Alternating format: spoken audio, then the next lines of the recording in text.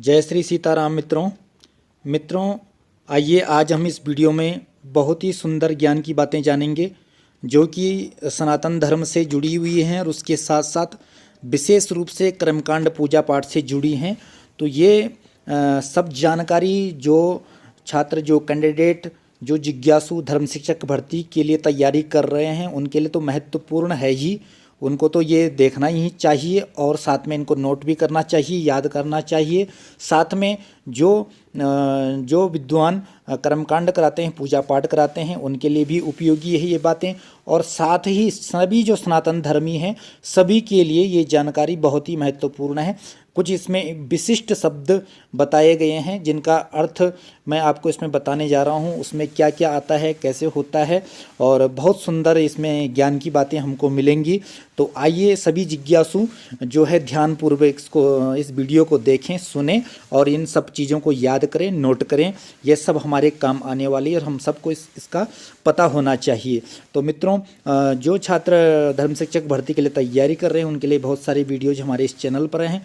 उनकी प्लेलिस्ट में आप देख सकते हैं इस चैनल की। और यदि आपको वहाँ पर नहीं मिल पाता है तो आप इस वीडियो के डिस्क्रिप्शन में आपको लिंक मिल जाएगा प्लेलिस्ट का। वहाँ पर जब आप खोलेंगे तो सारे वीडियोज आपको धर्म शिक्षक भर्ती संबंधित वीडियो आपको प्राप्त हो जाएंगे। फॉर्म भरने से लेकर के इंटरव्यू तक संपूर्ण जानकारी आपको मिलेगी। तो आइए ज़्यादा विलंब न करते हुए प्रारंभ करते हैं। ये आप देख रहे हैं यहाँ पर, ठीक है मित्रों। आइए, उससे पहले अगर आपने चैनल को सब्सक्राइब नहीं किया सब्सक्राइब कर लीजिए, घंटी का निशान दबा दीजिए। उससे क्या होगा कि हमारी आने वाली की वीडियो सबसे पहले वीडियो की अपडेट आपको जो है मिल पाएगी, इसलिए घंटी का निशान जरूर दबाएं और ऑल कर दें। तो आइए जानते हैं मंत्र। देखिए, मंत्र जप, देव पूजन तथा उपासना के संबंध में प्रयुक्त होने वाले कुछ विशिष्ट शब्द। तो ये सब बातें हम इसमें जानेंगे। पूजा पाठ के संबंध में प्रयुक्त होने वाले कुछ विशिष्ट शब्दों का अर्थ इस प्रकार समझना चाहिए जो मैं आपको इसमें बताने जा रहा हूँ। ठीक है मित्रों, तो आइए देखते हैं। यह है सबसे पहली बात कौन सी है। इसमें हम 20 शब्द देखेंगे जिनका बहुत ही सूक्ष्म अर्थ है और उसका मतलब क्या होता है। 20 शब्द। आइए, पहला है पंचोपचार। पंचोपचार का मतलब क्या होता है और पंचोपचार में कौन कौन सी 5 चीज़ें आती हैं। तो ये यहाँ पर आप देख सकते हैं। पंचोपचार में आता है गंध, पुष्प, धूप, दीप और नैवेद्य। नैवेद्य द्वारा पूजन करने को पंचोपचार कहते हैं। भगवान की पूजा हम इन 5 प्रकार के द्रव्य से, 5 प्रकार की सामग्री से भी पूजा कर सकते हैं, उसको कहते हैं पंचोपचार। ठीक है मित्रों, ये बड़ी सरल है। ये 5 चीज़ें आपको हमको कहीं पे भी उपलब्ध हो सकती हैं, तो इससे पूजन करने को हम पंचोपचार कहते हैं। तो ये पंचोपचार में 5 चीज़ें आती हैं। आइए दूसरी चीज़ देखते हैं कौन सी है। ये देखिए, इसके बाद है दूसरी चीज़ है पंचामृत। पंचामृत में क्या क्या 5 चीज़ें आती हैं और क्या क्या चीज़ें होती हैं। तो पहली है दूध, दही, घी, घृत यानी कि घी, मधु यानी कि शहद तथा शक्कर। इनके मिश्रण को पंचामृत कहते हैं। इन 5 चीज़ों से भगवान को स्नान कराया जाता है, जिसके सम्मिश्रण को हम पंचामृत कहते हैं। तो आप जाने गए होंगे पंचामृत में कौन कौन सी 5 चीज़ें आती हैं। ये कोई भी आपको सामान्य रूप से कोई भी पूछ सकता है। यदि आप धर्म से जुड़े हुए हैं, सनातन धर्म से जुड़े हुए हैं, जानकारी रखते हैं, या आप कोई पेपर दे रहे हैं जैसे धर्म शिक्षक भर्ती का, तो आपको इंटरव्यू में या रिटन पेपर में ये क्वेश्चन ये कोई भी पूछा जा सकता है, इसलिए आपको ये पता होना चाहिए। आइए तीसरी बात क्या है, पंचगव्य। पंचगव्य किसे कहते हैं। गाय का दूध, दही, घृत यानी कि घी, गौमूत्र और गोबर, इनके सम्मिलित रूप को पंचगव्य कहते हैं। पंचगव्य में गाय की 5 चीज़ें आती हैं जो कि बड़ा ही पवित्र माना जाता है। और कहीं पर भी कोई अशुद्ध जगह हो वहाँ पर इसको प्रोक्षण करने से वो जगह पवित्र हो जाती है। बिल्कुल गंगा जल के समान ही पंचगव्य को माना जाता है। तो ये पंचगव्य में 5 चीज़ें जो गाय से संबंधित है। आइए आगे देखते हैं। पंचदेव कौन कौन से हैं जो मुख्य देव हैं। पंचदेव इनकी सभी पूजन में लगभग इनका पूजन होता है। तो पंचदेव में कौन कौन से हैं। भगवान सूर्य, गणेश जी, दुर्गा जी, शिव जी और विष्णु जी, ये पंचदेव कहलाते हैं। पंचदेव ये आपके सामने रहे तो इनको आपको पता होना चाहिए। पंचोपचार पूजा का विधान तो आपने देख ही लिया। पंचोपचार में क्या क्या 5 चीज़ें आती हैं। उसके बाद आती है दसोपचार, इसमें 10 चीज़ें आती हैं दसोपचार में। ये भी कर्मकांड पूजा से संबंधित है। तो कौन कौन सी वो 10 चीज़ें आती हैं, आइए हम देखते हैं। पाद्य, अर्घ्य। पाद्य यानी कि भगवान के जो है पाद यानी कि चरणों में जल देना, अर्घ्य देना, हाथों में अर्घ्य देना, आचमन कराना, स्नान, अर्घ्य देना, आचमन, स्नान, वस्त्र निवेदन, वस्त्र चढ़ाना, गंध हो गया, जो है चंदन, चंदन को हम भी चंदन को गंध कह सकते हैं, या गंध में कोई भी सुवासित या सुगंधित जल जैसे गुलाब जल, इसको ये भी कह सकते हैं। तो गंध, पुष्प, धूप, दीप तथा नैवेद्य, ये सब चीज़ें जो हैं दसोपचार में आती हैं, दसोपचार पूजन में। तो इन दसोपचार से भी भगवान का पूजन किया जाता है। ठीक है मित्रों, इसके बाद देखते हैं षोडशोपचार। छठी चीज़ क्या है, षोडशोपचार। षोडशोपचार में क्या क्या 6 चीज़ें आती हैं ये हम देखेंगे। पाद्य, अर्घ्य, आचमन, देखिए आचमन,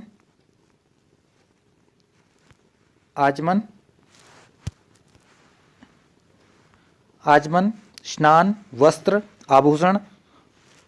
आभूषण, गंध, पुष्प, धूप, दीप, नैवेद्य, आचमन, तांबूल, स्तव पाठ, तर्पण तथा नमस्कार। ठीक है मित्रों, इनके द्वारा पूजन करने की विधि को षोडशोपचार कहते हैं। पूजन करने की विधि को षोडशोपचार कहते हैं। तो ये षोडशोपचार में आ गया। ठीक है मित्रों, तो ये जो है षोडशोपचार में आता है। ठीक है मित्रों, ये षोडशोपचार से इनसे भी भगवान की पूजा की जाती है। ये देखिए, इसके बाद आता है त्रिधातु। त्रिधातु में क्या क्या आता है ये हम देखेंगे। त्रिधातु में सोना, चांदी, तांबा। सोना, चांदी, तांबा, 3 धातुओं के मिश्रण को त्रिधातु कहते हैं। कुछ आचार्य सोना, चांदी और लोहा, इनके मिश्रण को भी त्रिधातु कहते हैं। तो ये त्रिधातु में आता है, तो ये भी आपको पता होना चाहिए। आज आइए इसके बाद देखते हैं 8वीं चीज़ कौन सी है, पंचधातु। पंचधातु कौन सी हैं, सोना, चांदी, लोहा, तांबा और जस्ता। ये पांच धातुओं में ये आता है। ये 5 चीज़ें आती हैं, इसको पंचधातु कहते हैं। आइए अष्ट धातु में क्या क्या आता है देखते हैं। अष्ट धातु में सोना, चांदी, लोहा, तांबा, जस्ता, रांगा, कांसा और पारा, ये अष्ट धातु में आता है। तो ये सब चीज़ें याद होनी चाहिए, पता होना चाहिए। 10वीं चीज़ कौन सी है, नैवेद्य। नैवेद्य किसको कहते हैं, बहुत से लोगों को, जैसे आम लोगों को पता नहीं होता नैवेद्य। तो नैवेद्य में कहते हैं भगवान को भोग लगाने को, जो भोग होता है उसको नैवेद्य कहते हैं। उसमें विशेष रूप से खीर, मिष्टान आदि मीठी वस्तुओं को नैवेद्य कहते हैं। तो ये पता होना चाहिए। ठीक है मित्रों, 11वीं चीज़ कौन सी है, नवग्रह। नवग्रह तो आप सबको पता ही है। नवग्रह सूर्य, चंद्र, मंगल, बुध, गुरु, शुक्र, शनि, राहु और केतु, ये नवग्रह हैं। नवरत्न कौन से हैं, 12वीं चीज, नवरत्न कौन से हैं, माणिक्य, मोती, मूंगा, पन्ना, पुखराज, हीरा, नीलम, गोमेद और वैदूर्य, ये नवरत्न कहे जाते हैं। 9 रत्नों के समूह को नवरत्न कहते हैं। इसके पश्चात अष्टगंध। अष्टगंध में क्या क्या आता है, अगर, तगर, गोरोचन, केसर, कस्तूरी, श्वेत चंदन, लाल चंदन और सिंदूर। ये देव पूजन के हेतु ये अष्टगंध प्रयुक्त किया जाता है। ठीक है, और देवी का यदि पूजन है, देवी दुर्गा का या किसी भी शक्ति का अगर पूजन है तो उसमें ये अष्टगंध प्रयुक्त किया जाता है। अगर, लाल चंदन, हल्दी, कुंकुम, गोरोचन, जटामासी, शिलाजीत और कपूर, देवी पूजन हेतु ये वाला अष्टगंध प्रयुक्त किया जाता है। गंधत्रय किसको कहते हैं, गंधत्रय में क्या आता है, सिंदूर, हल्दी, कुमकुम, ये गंधत्रय कहलाता है। 15वां शब्द कौन सा है, दशांश। दशांश का अर्थ क्या होता है, 10वां भाग। 10वां भाग, जैसे हम कहते हैं कि जिसको हम आजकल की भाषा में इंग्लिश में परसेंटेज कहते हैं, तो 10% दशांश, वैसे ही दशांश को जो है दशांश का मतलब होता है 10वां भाग। 10वां भाग, जैसे हवन किया जाता है तो हम कहते हैं कि दशांश हवन इसका करना चाहिए, तो इस तरह से उसको 10वां भाग कहते हैं। दशांश माने 10वां भाग। 16वीं चीज़ कौन सी है, संपुट। मिट्टी के दो संपुट शब्द, इसका क्या अर्थ है? अर्थ नहीं, संपुट में क्या होता है, क्या क्यों कहते हैं संपुट? मिट्टी के दो सकोरों को एक दूसरे के मुंह से मिलाकर बंद करना, उसे जो है ये कहते हैं संपुट कहते हैं। ठीक है, मिट्टी की दो सकोरों को एक दूसरे के मुंह से मिलाकर बंद करना, उसे संपुट कहते हैं। ये देखिए, भोजपत्र किसे कहते हैं? भोजपत्र एक वृक्ष की छाल होती है। एक वृक्ष की छाल, मंत्र प्रयोग के लिए भोजपत्र का ऐसा टुकड़ा लेना चाहिए जो कटा फटा ना हो। एक वृक्ष की छाल होती है, ये जो भोजपत्र होता है, इसका मंत्र प्रयोग के लिए जो है भोजपत्र का ऐसा टुकड़ा चाहिए जो कटा फटा ना हो। जो पूजा में हम इस्तेमाल करते हैं, जो कटा ना हो, फटा ना हो, ये होना चाहिए। आइए 18वां शब्द कौन सा है? मंत्र धारण। किसी भी मंत्र को स्त्री पुरुष दोनों ही कंठ में धारण कर सकते हैं, परंतु यदि भुजा में धारण करना चाहें तो पुरुष को अपनी दाईं भुजा में और स्त्री को बाईं भुजा में धारण करना चाहिए। मंत्र को एक तो कंठ में धारण करना हुआ, या और दूसरा हम कंठी के माध्यम से भी गले में मंत्रोच्चार के साथ उसको धारण करते हैं। तो उसका विधान बताएं, मंत्र धारण का मतलब क्या है।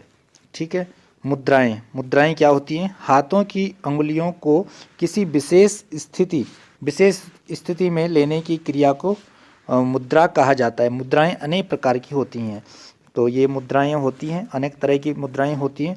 आइए अंतिम और लास्ट शब्द कौन सा है देखते हैं। स्नान तो सबको पता ही है, दो प्रकार का होता है, बाह्य तथा आंतरिक।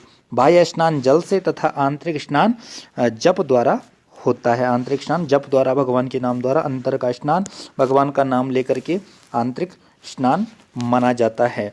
तो ये कुछ इम्पोर्टेंट महत्वपूर्ण शब्द थे जो कर्मकांड पूजा से संबंधित हैं, सनातन धर्म की धर्म शास्त्रों से संबंधित हैं। तो ये हम सबको पता होना चाहिए मित्रों। तो यदि आपको ये जानकारी अच्छी लगी तो अपने सभी मित्रों दोस्तों के साथ में शेयर करें, चैनल को ज़रूर सब्सक्राइब करें, बेल आइकॉन प्रेस कर दें और जुड़े रहिए हमारे चैनल से। इसी तरह की नई नई जानकारी आपको प्राप्त होती रहेगी। तब तक के लिए जय श्री राधे, जय श्री कृष्ण।